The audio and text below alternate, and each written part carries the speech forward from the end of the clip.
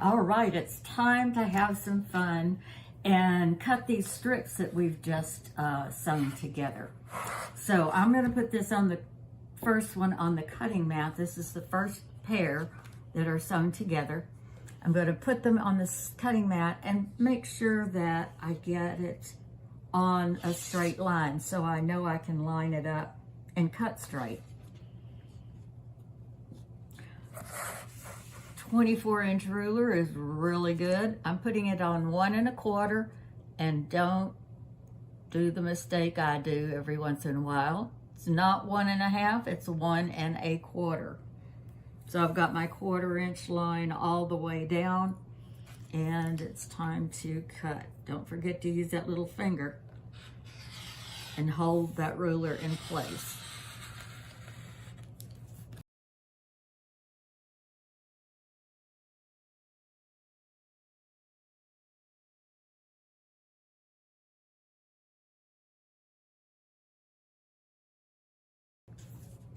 All right, there's our first pair. And we'll go to the ironing mat and iron them. But I'm going to go ahead and cut the second one right now so we can iron all of those at the same time.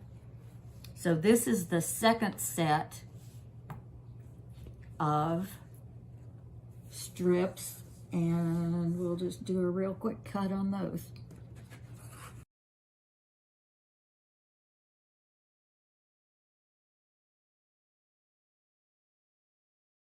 Remember the hint that you need to take a picture of these so you know what order they go in?